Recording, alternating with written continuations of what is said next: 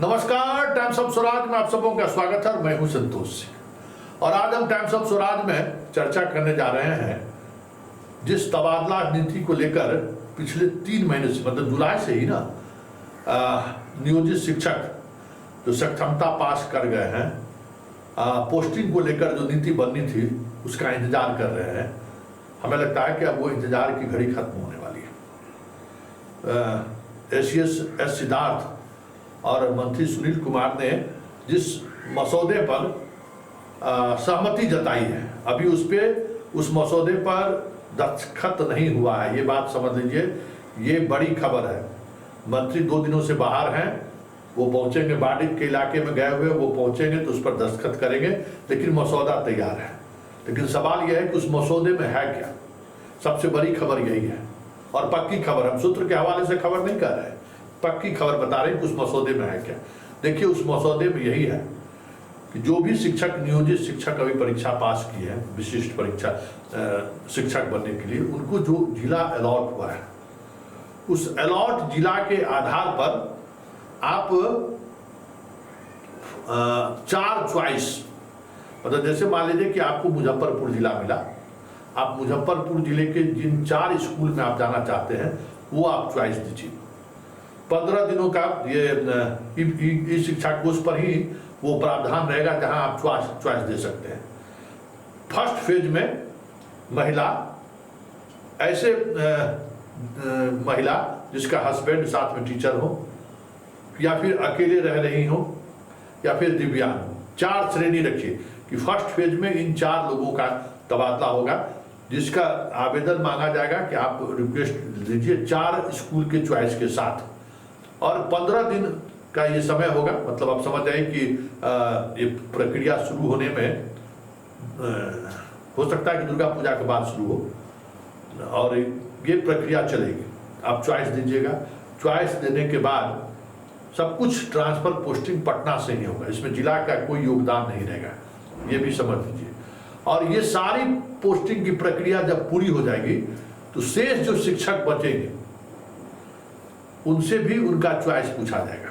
जितने पुरुष शिक्षक हैं उनसे, जिनको जो जिला आधार नॉमिनेट हुआ है, जहां काउंसलिंग हुआ है जिस जिले में, उस जिले का 4 स्कूल का उनको चॉइस पूछा जाएगा। उन 4 स्कूल में से किसी एक स्कूल में आपकी पोस्टिंग होगी।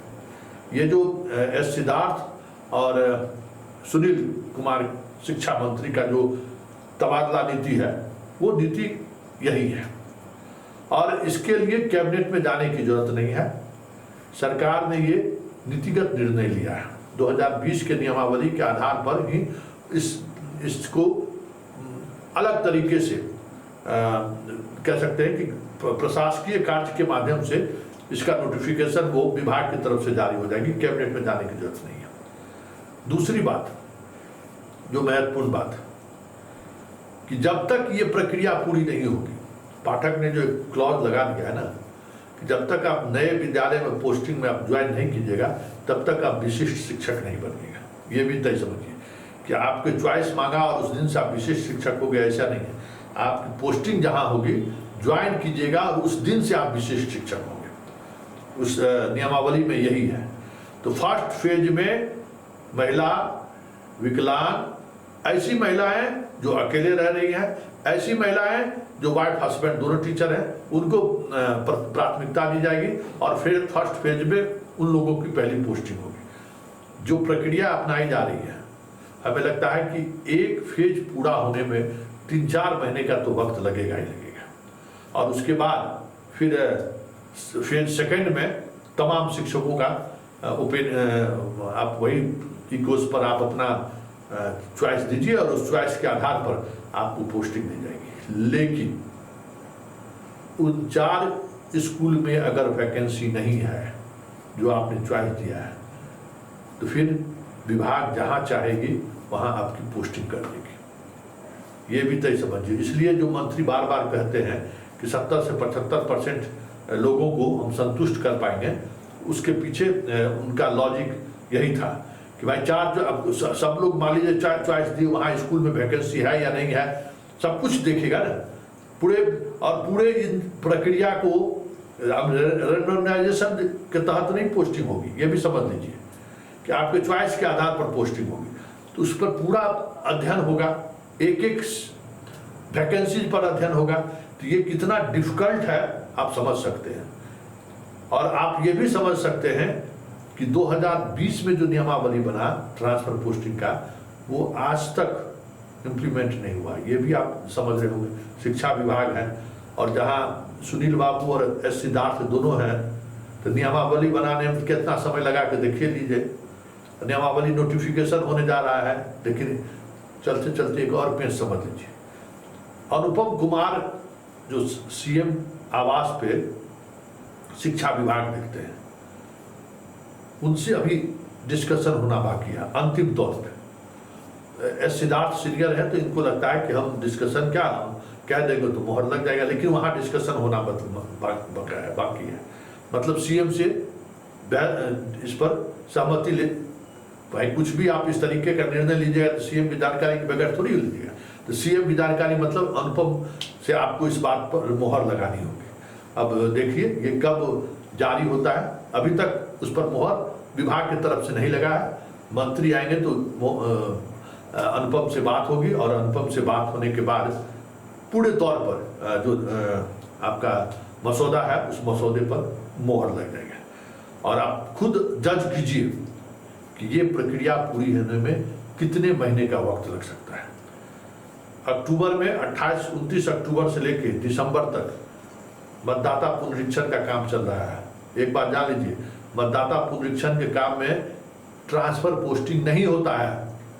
चुनाव आयोग उस ट्रांसफर पोस्टिंग पर रोक लगा दिया जाता है और जब तक चुनाव आयोग की अनुमति नहीं होगी ट्रांसफर पोस्टिंग नहीं होगा। मतलब लगभग दिसंबर जो है आपका इसी प्रोसेस में गुजर जाएगा। तो महिला और विकलांग बाकी लोगों को प्रोसेस पूरा होने में आप समझ जाइए कि कब होगा।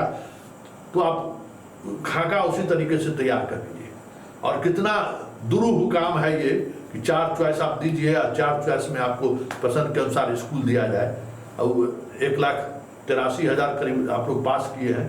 और इस बीच में जो अभी रिकाउंसलिंग होना है, जिसके सर्टिफिकेट में कुछ प्रॉब्लम है, नाम में प्रॉब्लम है, अल्फ़ाबेटिकल में कुछ प्रॉब्लम है, उन लोगों को तुरंत मतलब मैनुअली जांच होगी और उन लोगों को तुरंत काउंसलिंग में मतलब उनको जो डॉट है डॉट हटा के जो डॉक्यूमेंट्स में सर्टिफिकेट को लेकर जो प्रॉब्लम है वो प्रॉब्लम तो जारी रहेगा। उसकी जांच निगरानी को दे दी गई है, उसमें अब जितना वक्त लगे। और जब तक निगरानी का क्लियरेंस नहीं होगा, ऐसे शिक्षक जिनके डॉक्यूमेंट्स पर सर्टिफिकेट पर संदेह है विभाग को, उन्हें विशिष्ट शिक्षक सक्षमता परीक्षा पास होने के बावजूद भी नहीं बनाया जाएगा, न ही इस ट्रांसफर पोस्टिंग का उनको लाभ दिया जाएगा। और एक बात और समझ लीजिए कि जैसे ही ये प्रोसेस शुरू होगी तो फिर आप शिक्षक भी नहीं रहेंगे, आपको मौका नहीं दिया जाएगा। अब आप स्वतः सेवा से किसी भी समय निगरानी के रिकमेंडेशन पर, निगरानी का अपना है ही कि कौन सा इस कॉलेज मान्यता प्राप्त है, कौन सा कॉलेज मान्यता प्राप्त नहीं है, कहाँ से आप सर्टिफिकेट लिए हैं, हाई कोर्ट का क्या जजमेंट है, सुप्रीम कोर्ट का क्या जजमेंट, उसकी पूरी कॉपी विभाग के पास पहुंची हुई है। जैसे ही उसके दायरे में आप आए, आपकी सेवा तत्काल समाप्त कर दी जाएगी। तो ये तैयारी है। अब देखिए इस तैयारी को मूर्त रूप देने में कितना वक्त लगता है।